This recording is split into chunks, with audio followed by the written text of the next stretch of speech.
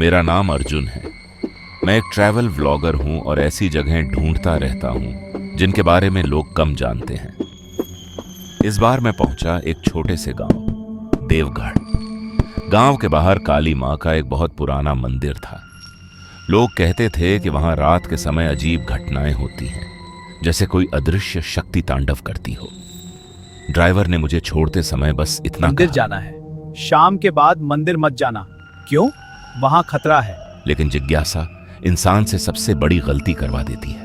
शाम होते ही मैं मंदिर के पास कैमरा लगाने लगा। हवा बिल्कुल शांत थी, फिर भी मंदिर की घंटियां अपने आप हिल रही थी। दीवारों पर अजीब खरोंचों जैसे निशान बने थे, मानो किसी ने नाखूनों से कुरेद दिया हो। तभी गांव का एक बूढ़ा आदमी मिला, राघव काका। उन्होंने धीमी आवाज में बताया, 20 साल पहले यहां एक लड़की रहती थी, गौरी। बहुत सीधी सादी थी, उसके साथ बहुत अन्याय हुआ। तभी से मां का यह मंदिर शांत नहीं रहा। उनकी आंखों में डर साफ दिखाई दे रहा था। मैंने तय किया कि रात मंदिर के अंदर रुककर शूट करूंगा। जैसे ही 12 बजे घुंघरुओं की हल्की आवाज आई, किसी के हंसने की गूंज सुनाई दी और मेरा कैमरा अपने आप बंद हो गया।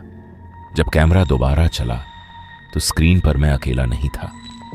मेरे पीछे किसी लड़की की धुंधली परछाई दिखी। मैं घबराकर बाहर भागा, लेकिन मंदिर का दरवाजा अपने आप बंद हो चुका था। तभी दीवार पर खून जैसे लाल अक्षरों में लिखा दिखा, इंसाफ दो। अगली सुबह मैंने गौरी के बारे में पता लगाना शुरू किया। मालूम हुआ कि गांव के कुछ लोगों ने उस पर झूठा आरोप लगाया था और उसे बेरहमी से मार दिया गया था। उसी मंदिर में उसकी आखिरी सांस टूटी थी। राघव काका ने मुझे एक पुरानी डायरी दी। उसमें लिखा था, जो सच सामने लाएगा मां उसी को चुनेगी। मुझे समझ आ गया कि मैं सिर्फ कहानी ढूंढने नहीं आया था, मैं इस सच का हिस्सा बन चुका था। उस रात मैं फिर मंदिर गया, इस बार डर से नहीं, सच्चाई के लिए। मैंने लाइव रिकॉर्डिंग शुरू की और गौरी की पूरी कहानी दुनिया को सुनाने लगा। जैसे ही मैंने आखिरी शब्द बोले, मंदिर की घंटियां रुक गईं, हवा बिल्कुल शांत हो गई और वो परछाई मेरे सामने आकर धीरे से मुस्कुरा दी, फिर गायब हो गई।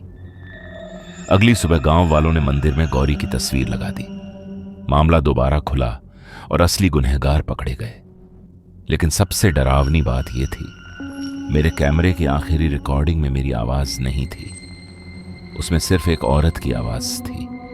और मैंने उस रात अपना नाम किसी को बताया ही नहीं था। कुछ कहानियां कभी खत्म नहीं होती, वो बस अपना नया किरदार चुन लेती हैं।